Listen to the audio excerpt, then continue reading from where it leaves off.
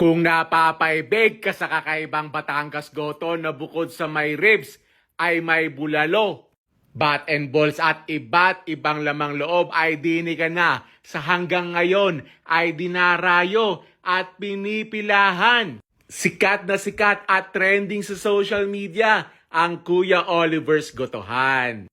Ay may nagpasama sa akin.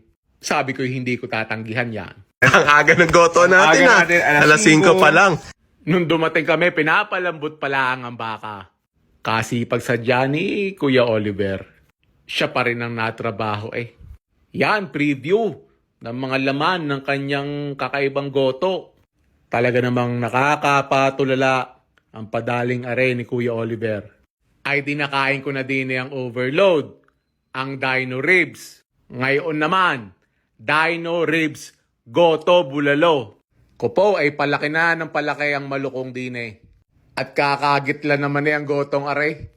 Apaw na eh. Game! Ito yung tinatawag nilang, Dino ribs, goto, bulalo. ito yung parang pinaka-special. Ito yung Pero may pinaka-special basic nila. talaga Meron silang basic na goto talaga. And then goto overload. Tapos itong dino ribs goto nila. Pero Pops, tikman muna natin. Oh, sige, sige, yung sige. sabaw. First bite. Thank you, Lord. Thank you, Lord. Cheers. And thank you, Kuya Oliver. Ooh. Pero Pops, ibang klase lang. It's a pure beef broth. Oo. As in, Bakang-baka, no? bakang babaw pa lang. Panalo na, ulam na. Ulam na. Tapos ito talaga yung ano niya, trademark ng Kuya Oliver. Okay. Ang lalaki ng gayat. Oo nga, Tamo yan, no? Gayad means yung... Gayat, hiwa. Hiwa. Oo. Cheers. Yeah. Cheers. Perfectly cooked. Sarap. Ang lambot. Ang patty. Ah, that's nice. Ang sarap. Nice, look at this. Kita niyo yung mga kulad yung part na yun, no? Mm. So ano yan, patis mansiyan. Okay. Tapos may sili. Patis. Sili. Yung karne, lagay yung patong mo sa kanin, o sa bawan mo. So lalagyan mo ngayon ng fried garlic. Sarap ng bawang, no? Yun. Ano to? Sobrang pagkakaluto. In trending na to.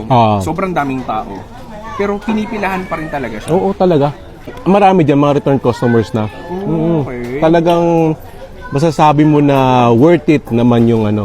Pero suggestion ko, kung talagang first time ka, punta ka on a weekday para naman hindi ka mabigla. Kasi pag weekend talaga dito, 1 oras, 2 oras yung pila. Oh. Iisa yung ano nyo goal nyo na Isa yung talagang goal nyo. matikman. Yung napapanood nyo sa social media Kahit na Oliver's Goto. nagiging inspirational yung talk namin. Oo, Ganon nga, kasarap. oo. Okay, so thanks for Ganon tuning in to kasarap. our TED Talk. Oh. Ito na yung hinihintay ko. Ito yung surprise Yun. birthday gift mo sa akin dito sa Yun, Batangas. no? Look at this. Tapos sumabit-sabit na yung ibang ano. Oh. Wow!